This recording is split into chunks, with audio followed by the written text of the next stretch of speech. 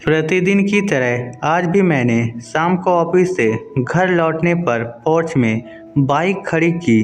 बरामदे में कुर्सी पर बैठे बाबूजी आज भी एकटक मुझे ही देख रहे थे।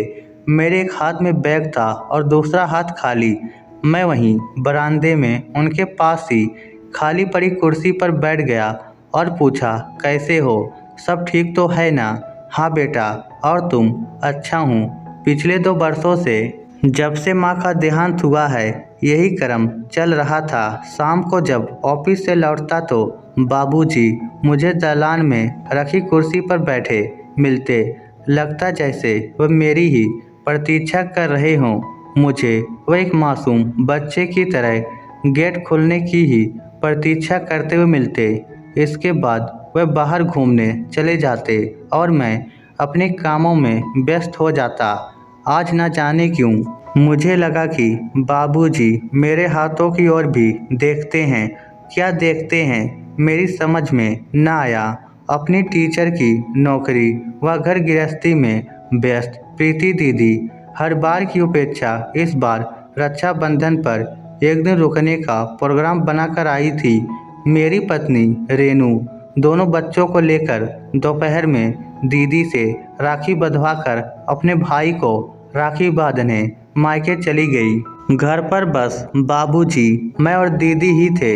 बाबूजी तो रात में खाना खाकर जल्दी सो गए थे। मैं और दीदी बिस्तर में बैठकर देर रात तक बातें करते रहे। दीदी बताने लगी कि कैसे जब बाबूजी शाम को ड्यूटी से वापस आते थे तो हम लोगों के खाने के लिए रोज कुछ न कुछ जरूर लाते थे। हम दरवाजे पर बैठकर उनका बेसब्री से इंतजार करते थे। घर में आते ही उनके हाथों को ललचाई नज़रों से देखते हुए उनके पैरों से लिपट जाया करते थे। कभी कभी बाबूजी खाने की चीज़ अपने बैग में छिपा लेते थे तो हम मायूस हो मुंह लटकाकर बैठ जाते। मुस्कुराते हुए बाबूजी जब बैग में से खाने की चीज़ निकालते तो हमारे चेहरे खिल उठते थे। तब समय एवं परिस्थिति के हिसाब से उस बैग में रोज कुछ न कुछ नया होता। हम बच्चों के खाने के लिए फिर माँ हम दोनों भाई बहनों को बराबर में बिठाकर बड़े प्यार से खिलाती। कुछ बचता तो माँ बाबूजी भी खाते, वरना हम बच्चों के खिले चेहरे और मन देखकर ही वह दोनों तृप्त हो जाते थे। कभी किसी वजह से बाबूजी को आने में देर हो जाती या उनके हाथ खाली हो तो लगता जैसे पूरा घर उदास हो गया हो।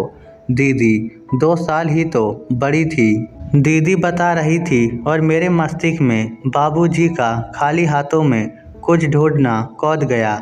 अगले ही क्षण मेरी आंखों से झरझर आंसू बहने लगे। मन हुआ कि फूट फूट कर रो लूं। माँ के चले जाने के बाद घर में विशेष कुछ बनता ना था।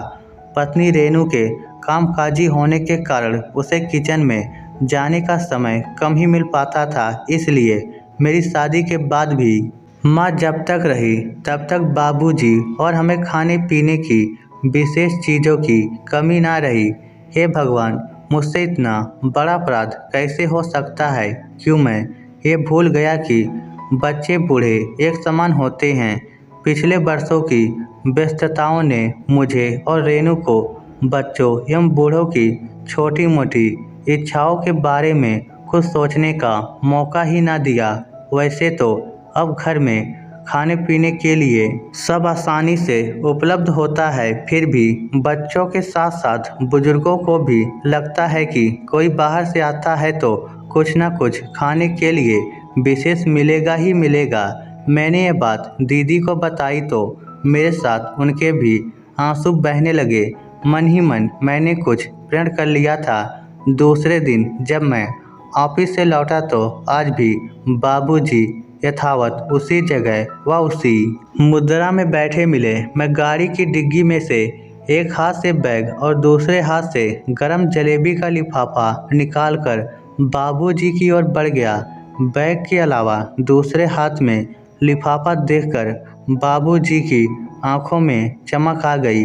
लिफाफा उनके हाथ में देकर मैं उनके बाजू में रखी कुर्सी पर बैठ गया। उन्होंने उत्सुकता से लिफाफा खोला और जलेबी देखकर बाल सुलभ मुस्कुराहट उनके चेहरे पर फैल गई। मेरी आंखें फिर भीग आई। इस स्टोरी को लेकर आपकी क्या राय है? नीचे कमेंट करके हमें ज़रूर बताइएगा। धन्यवाद।